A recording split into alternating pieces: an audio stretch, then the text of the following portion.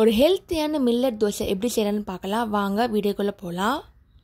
Millet dosa செய்கிறதுக்கு உளுத்தம்பருப்பு எடுத்துக்கோங்க, ஒரு ஆழாக்கு எடுத்துக்கோங்க. இப்போ நல்லா ஊற வச்சுக்கோங்க. தண்ணியை ஆட் பண்ணிக்கலாம். ஒரு 5 to 6 hours நல்லா ஊறணும். 1 ஸ்பூன் வெந்தயம் ஆட் பண்ணிக்கோங்க. தனியாக எடுத்து வச்சுக்கோங்க. நெக்ஸ்ட்டு வேறு ஒரு கிண்ணம் எடுத்துக்கோங்க. இதில் அரிசியை ஆட் பண்ணிக்கலாம். ரெட் ரைஸ் எடுத்துருக்கு, அதுக்கு கேரளா ரைஸ்ன்னு சொல்லுவாங்க, நல்லா பெருசாக இருக்கும். நெக்ஸ்ட்டு திணையை ஆட் பண்ணுறேன், ஒரு அழகு. திணையும் அரிசி வகையில் ஒன்று தாங்க, கடுகு மரம் சின்னதாக இருக்கும், இதுவும் ஆட் பண்ணிக்கலாம். நெக்ஸ்ட்டு சோளம் ஆட் பண்ணுறேன். வெள்ளை சோளம், இது குட்டி குட்டியாக இருக்கும், மிளகு மாதிரி சின்னதாக இருக்கும், அதுவும் ஆட் பண்ணிக்கலாம். நெக்ஸ்ட்டு கம்பு ஆட் பண்ணுறேன். இது 6 அழகு ஆட் பண்ணியிருக்கிறேன், மிக்ஸ் பண்ணிக்கோங்க. நெக்ஸ்ட்டு தண்ணி போட்டு நல்லா ஊற வைங்க. ஒரு 5 மணி நேரம் ரெண்டுமே ஊறணும். ஃபஸ்ட்டு வாஷ் பண்ணிக்கலாம், அதுக்கப்புறம் தண்ணி போட்டு நல்லா ஊற வைங்க.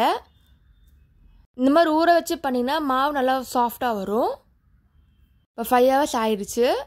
இப்போ தனியாக எடுத்து வச்சிடலாம். உளுத்தம்பருப்பு வெந்தயம் மிக்சியில் போட்டு அரைச்சி வச்சுக்கலாம்.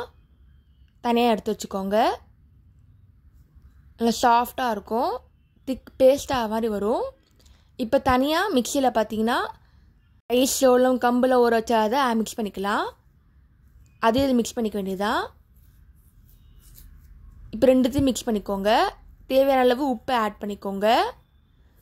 மறுநாள் பார்த்திங்கன்னா இந்த மாதிரி உப்பி வரும், நல்லா புளிச்சிருக்கும். இந்த மாதிரி மிக்ஸ் பண்ணிக்கலாம். இப்போ மாவு ரெடி ஆயிடுச்சு. இந்த மாவை பார்த்திங்கன்னா ஒரு 4 நாள் வரைக்கும் தாங்குங்க. இல்லைங்க தோசை இட்லிலாம் செய்யலாம். இப்போ தோசை செய்ய போகிறோம். கல் எடுத்துக்கோங்க, சுட்டுருங்க. இப்போ திருப்பி போட்டுடலாம். ஒரு சுவையான மில்லட் தோசை ரெடி ஆகிடுச்சு. நீங்களும் ட்ரை பண்ணி பார்த்துட்டு எப்படி இருக்குன்னு சொல்லுங்கள். இதே மாதிரி சிம்பிள் ரெசிபி எப்படி சொல்ல போட்டிருக்கேன், அதையும் மறக்காமல் செக் பண்ணி பாருங்கள். தேங்க்ஸ் ஃபார் வாட்சிங். லைக் பண்ணுங்கள், ஷேர் பண்ணுங்கள், சப்ஸ்கிரைப் பண்ணுங்கள்.